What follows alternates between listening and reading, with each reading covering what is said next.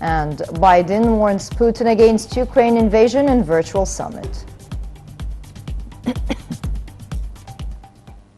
Welcome back. The details. President Abdel Fattah el-Sisi said on Tuesday that he is looking forward to enhancing the work of the Organization of the Islamic Cooperation through investing in Egypt's prestigious Islamic institutions, which have credibility at the regional and international levels.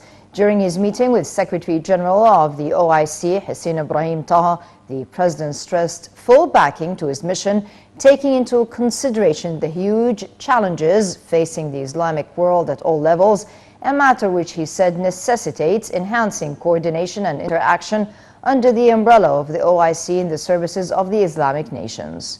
For his part, the OIC chief expressed appreciation to Egypt's pivotal role in supporting the organization, stressing he's looking forward to the continuation of Egypt's active role on regional and international stages, being one of the founding members. Taha praised Egypt's efforts aimed at reaching political settlement to a number of crises in the region, has recently been engulfed with various tensions and challenges, notably terrorism. The meeting tackled the latest developments regarding a number of regional crises.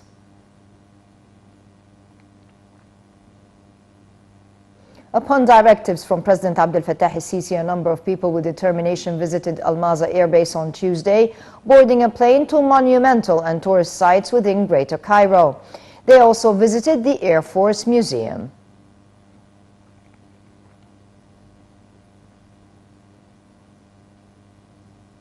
On the sidelines of the Dakar Forum, Foreign Minister Sameh Shoukry held talks with Senegal's President Macky Sall on Tuesday.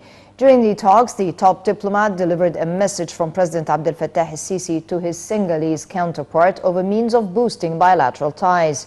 The message also included visions on issues of mutual concern and the expansion of coordination between the two sides in the coming phase.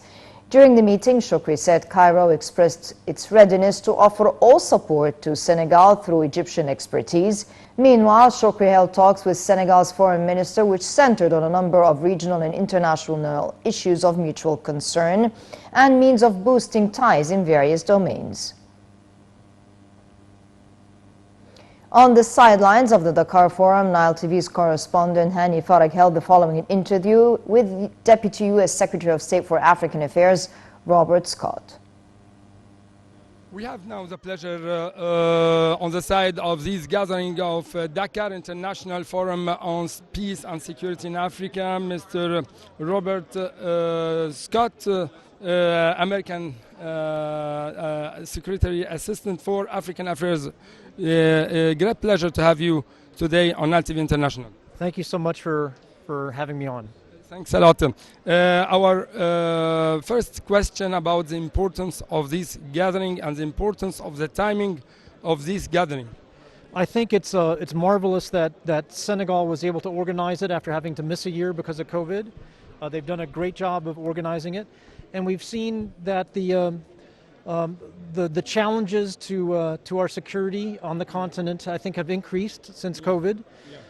Whether there's a direct relationship, but I think it was very important to be able to speak through the opening session with the head of state. Very powerful statements. I had an opportunity to participate. Great honor with a set of foreign ministers to talk about what security means and what security in a COVID world means.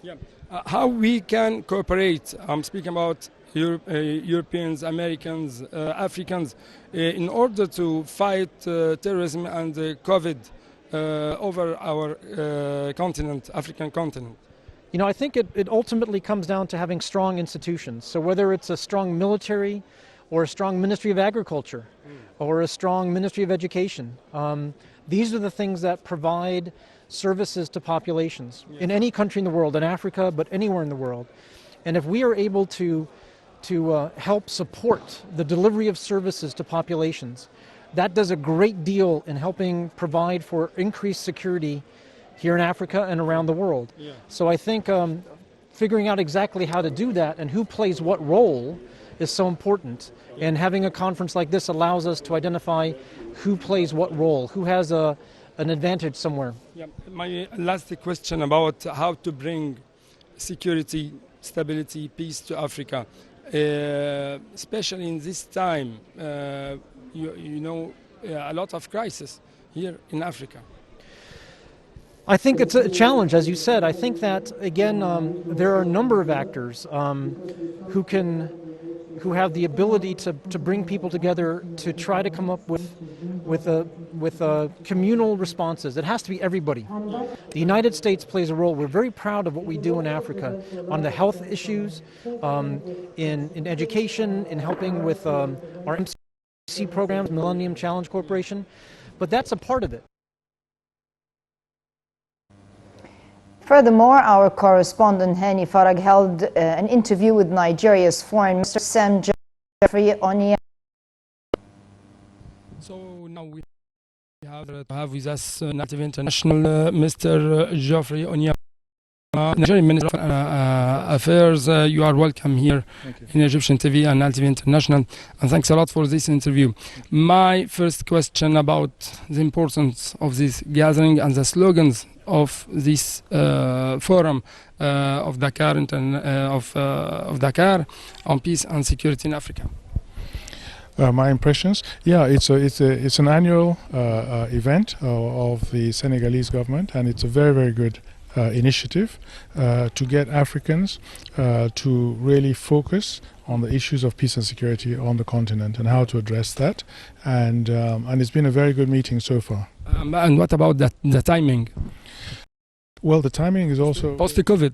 Yeah, yes, the post-COVID, because COVID has added a new layer of challenge to the African continent, and so we really need to think very seriously and strategically about how to reposition Africa, how to recover from COVID, because Africa was doing extremely well. Some of the most the fastest growing economies in the world were in Africa before COVID, and we don't want to lose those gains. This about ban restrictions of transport and such like that. Yes, of course. Those have a huge impact on the economy of our countries. When you're banning countries that depend on tourism and commerce, are really affected by this. So and we don't believe, and the World Health Organization does not believe, that this is a solution to the spread. That the standard procedures for the spread, to contain the spread of the virus, is enough, and that if you start these travel bans, that they actually cause more problems than they solve, and they do not stop the spread. How we can bring security, stability, peace in Africa, and that in order to have an economic issue and to succeed, to have a growth in all Africa post-COVID? Well, we now have an African Continental Free Trade Area. That's a huge leap forward for Africa. It's the largest free trade area in the world. Under the directives of President Abdel Fattah el-Sisi, Cairo dispatched medical supplies to South Sudan. Supplies were delivered by military plane from a military base in East Cairo to Juba. Officials said the move aims to alleviate the suffering of the South Sudanese people.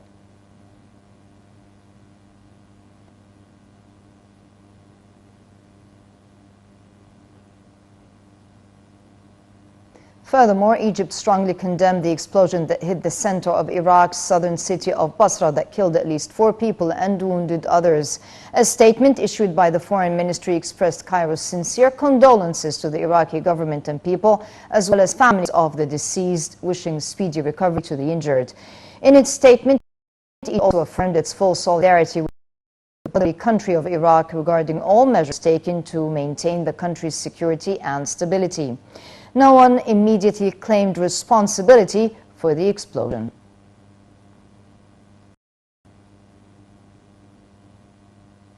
France said on Tuesday that proposals submitted by Iran at talks in Vienna last week aimed at reviving